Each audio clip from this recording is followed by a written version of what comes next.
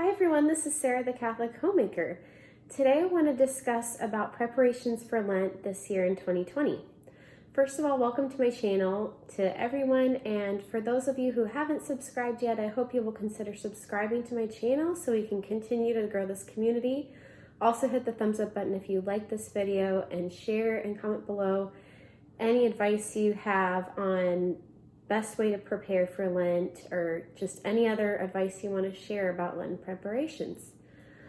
All right, so I really want to focus today on something that a friend of mine shared.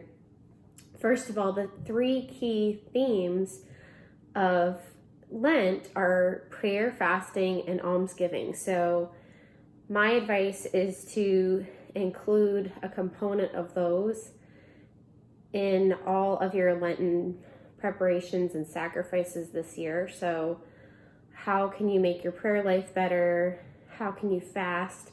If you're pregnant or breastfeeding, obviously you don't truly want to fast, but you can fast in other ways. You can fast from dessert that day, or you can fast from screen time.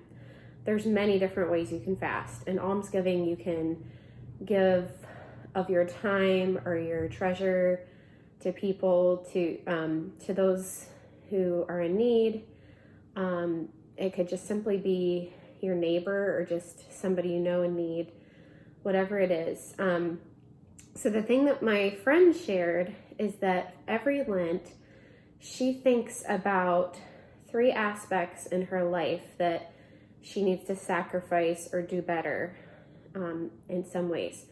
So she makes a big long list of all the things she wants to do or improve, and she chooses one from each category. So that would be the categories of spiritual, emotional, and physical. And so I'm not going to specifically share what I'm giving up for Lent or what I'm doing or sacrificing for Lent this year, because I had heard recently from a friend of mine who is trying to be very holy in her life that we're not really supposed to be sharing our Lenten sacrifices with people. And this was from a priest she heard. So it wasn't just from a friend. It was from a trusted source, a priest, who would know about this. And it's really along the same lines as the lesson that we learn from God in the Bible. Like, when you are fasting, don't let others know, like the hypocrites.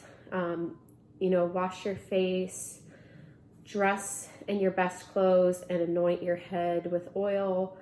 Do all those things so that everyone thinks that you're going about your normal life, but your Father knows in heaven what you're doing. So that's what it made me think of when I heard that advice from her, from the priest, that we're really not supposed to be sharing that sacrifice, because I imagine that it might be a source of pride for maybe most people, that, oh yes, I'm doing this, like, poor me, or I'm really good for doing this. This is just something that I'm kind of guessing or theorizing about, but it kind of makes sense. It just reminded me of that same lesson from the Bible. So I think it makes sense.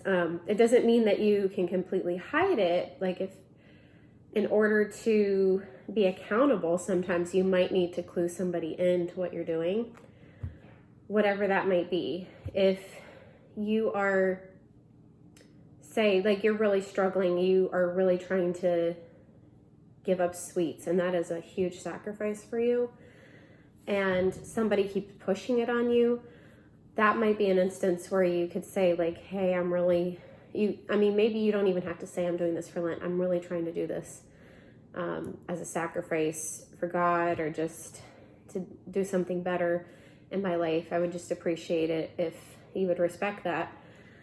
So that's just an example I can think of.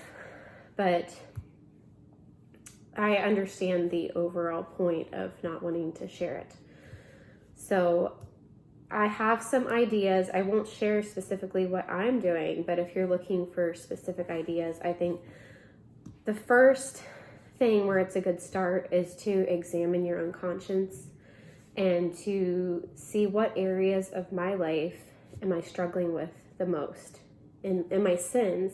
specifically, because we don't really necessarily want to make the secular like, oh, I'm giving up watching this show that I'm not really crazy about. Like, it, you want to make it something that's an actual sacrifice that actually feels painful to give up. So if you are really struggling with screen time, if you're spending hours and hours a day on your phone or other screens, then that might be something you might want to give up completely, like cold turkey, or you might want to just put limits on that if you need to have some screen time.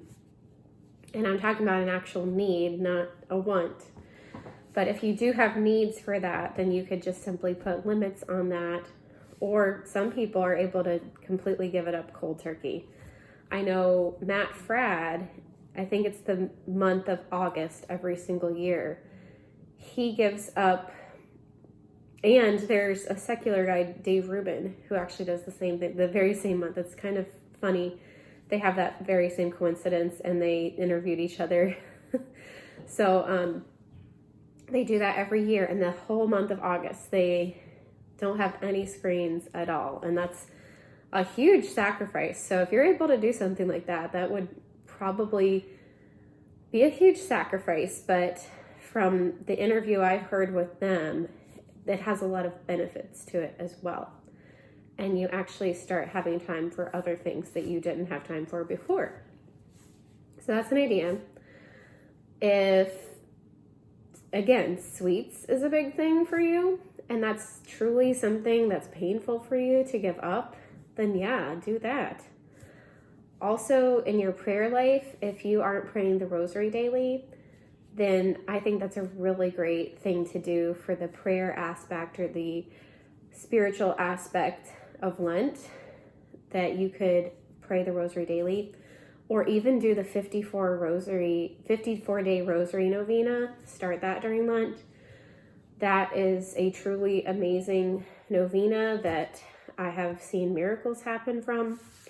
So I would highly recommend doing that at least once in your life. Also, if you already are praying the rosary every day, maybe consider adding in an extra 5 decades, or maybe doing all 15 decades of the rosary every single day. Now that's pretty huge sacrifice, because it takes at least 15 to 20 minutes to say the rosary, just the normal 5 decades of the rosary of that day. If you're already praying the rosary, you could add in a Divine Mercy chaplet every day, maybe at the hour of 3 o'clock when Jesus died. Or you could add other novenas or chaplets in there, like the St. Michael chaplet. You could, there's so many possibilities just with prayer. Or you could say, I'm going to pray in front of the Blessed Sacrament every single day for 15 minutes, or maybe even an hour if you have that much time.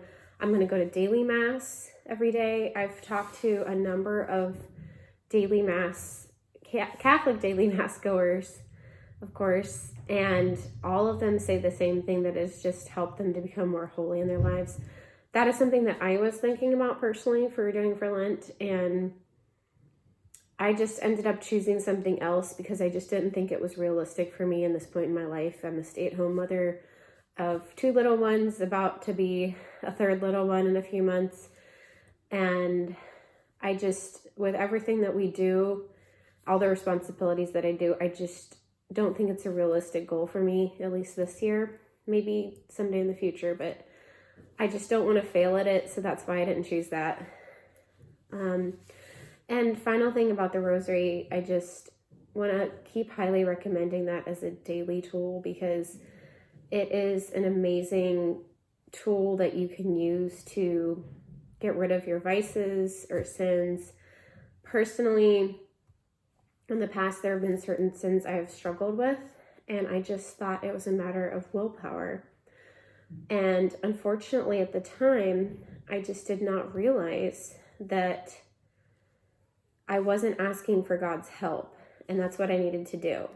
And if you ask for God's help with something, especially when it comes to virtue and overcoming sin, He will help you, and anything is possible with God's help, with His will.